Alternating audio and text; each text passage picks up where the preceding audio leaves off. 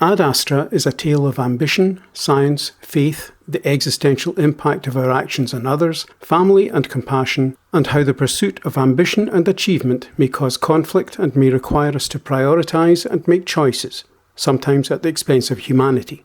It also begs questions about whether mankind is really ready for and capable of advanced space exploration. The film may be viewed as a psychological and existential thriller in the guise of a science fiction film whose story is almost told in the first-person singular, as everything is recounted from the point of view of main character Roy McBride. Indeed, the style and spirit of the piece rather suggests that Roy is sharing his memories with us, as he provides a voiceover and his occasional narration contains reflections, wisdom and lessons learned. There are some jumps in time, so he may be sharing selected memories as one does when giving autobiographical accounts, and there is little or no external input. We are dependent on Roy and his perceptions for our tale. At the start, Roy is focused, calm and devoted to his mission, almost to the point of being robotic. He is emotionally detached but professionally engaged, and this has had a negative impact on his personal life and especially his marriage. His work and his job are the most important things to him. His feelings and emotions are held in check to allow him to focus on the job in hand. He has devoted his life to the expansion of scientific knowledge and to being an astronaut or space pioneer like his father before him. His father, Clifford McBride, is a renowned scientist and space explorer who abandoned his family to extend the limits of experience and knowledge in outer space. Although Clifford is presented as a heroic, groundbreaking figure, his abandonment of his family has had a profound but deeply buried effect on Roy and his life, career and professionalism, but also, and perhaps more importantly, on Roy's inability to develop and maintain relationships and come to terms with emotion. As for Clifford, he was able to cast aside his familial responsibilities with remarkable ease to focus on what he perceives as a far greater scientific task and responsibility, though this single-minded lack of consideration will eventually lead to conflict and confrontation. Clifford had total belief in the purpose and righteousness of his mission, the Lima Project, to seek signs of life elsewhere in the universe. Indeed, his conviction in the sanctity of his work appears to have transformed into faith, as scientific evidence mounts that there is no life to be found, but Clifford holds on to his purpose-given conviction and at one point declares he is doing God's work. However, his co-workers do not share the depth of his conviction, and, after considerable physical hardship and disillusion based on experience and disappointment, they wish to abandon their mission and return home. When faced with Clifford's stony refusal to accept both their scientific findings and their desire to head for home, they mutiny. Clifford's desire to find extraterrestrial life has become his purpose and the driving force in his life, and, forsaking whatever humanity remains to him, he kills his fellow crew members because they threaten the sanctity of his mission. Shortly after this event, due to damage incurred in the mutiny, surges of antimatter start to emanate from the ship, and they threaten all life in the solar system. These surges may also be interpreted as a threat in terms of loss of hope and faith. Loss of hope in finding intelligent life, but also, perhaps, loss of faith in man's purpose and even the very existence of God. Clifford felt he was doing God's work, and failure may cause him and others to consider the possibility we are entirely alone in the universe, and such thoughts may lead to despair and social breakdown. The authorities are aware of the mutiny and the situation concerning the Lima Project, and they wish to terminate Clifford and the antimatter surges or threats to social order and welfare. However, they do not know Clifford's exact whereabouts, and they concoct a plan to send his son Roy on a rescue mission, hoping Clifford will respond to his son's messages and therefore reveal his position. The authorities have, of course, built Clifford into an iconic hero, and have lied to and manipulated Roy to gain his cooperation. The truth would indicate failure, and they need to maintain a facade or image of heroism and devotion to duty in order to maintain their own positions and protect the righteousness of their enterprise and public confidence in it. They are guilty of underhand and dishonest manipulation of Roy, and the rest of humanity come to that, exploiting emotional attachment while encouraging emotional detachment, which reduces chances of dissent or challenge, to serve their purpose. Roy is on the way to becoming his father. He is calm and detached and has learned to follow orders and set aside emotional complications.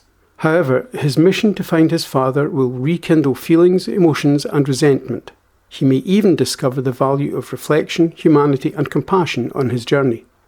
His journey to the outskirts of the solar system, and, we might say, to the depths of his soul, begins with a trip to the moon. The point of establishing a facility on the moon, in keeping with the purpose of space exploration in general, is to start afresh and to improve life. But those in command have created a facsimile of Earth and have imported man-made mistakes and flaws, encapsulated by moon pirates setting out to capture or steal resources, suggesting problems lie in human nature and they will not be easily solved through space exploration.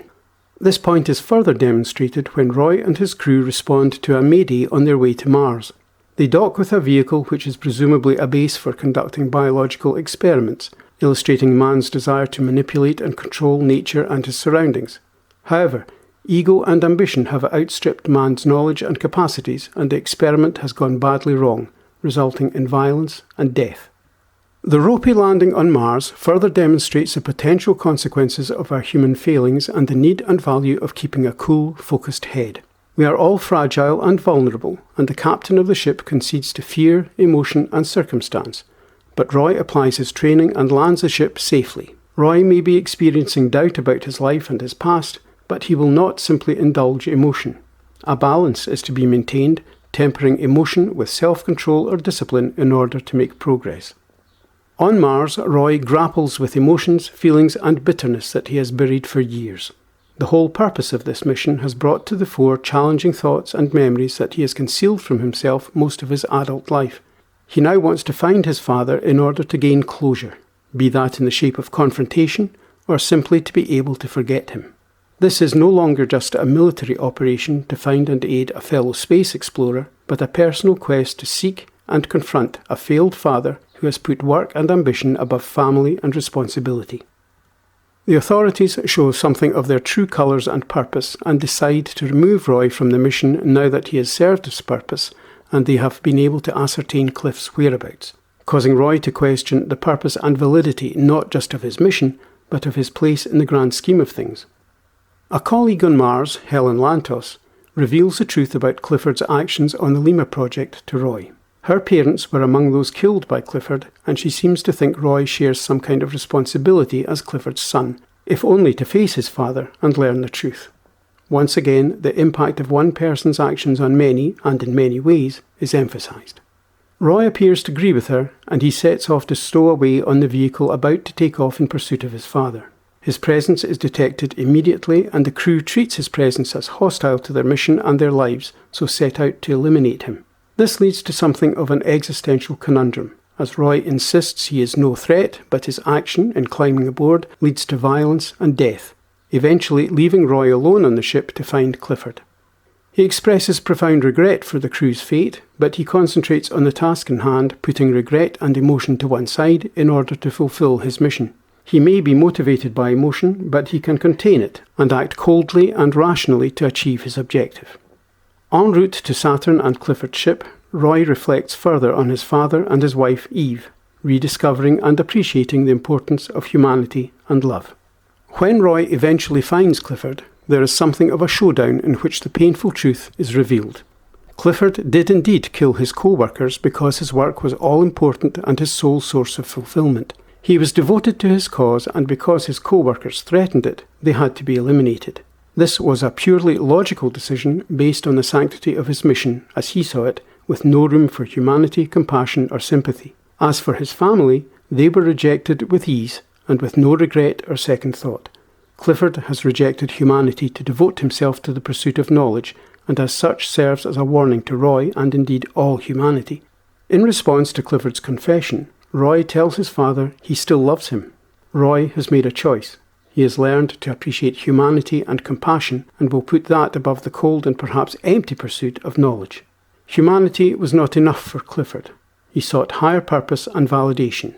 Thus, when Clifford failed to find extraterrestrial life, he lost faith, God, and himself. Roy studies Clifford's research and concludes we are alone, but he determines that we can and should make the best of it and build on what is available to us, primarily by appreciating relationships and compassion, but also perhaps by learning from mistakes, keeping a cool head, and developing possibilities of evolution on other worlds. Roy is a better man for his experiences and what he has learned from them, and this is encapsulated in receiving and accepting a helping hand as he sets foot once again on Earth. He also displays a renewed desire to build a relationship with his wife. It is notable that, like his father, Roy is treated as a hero on his return.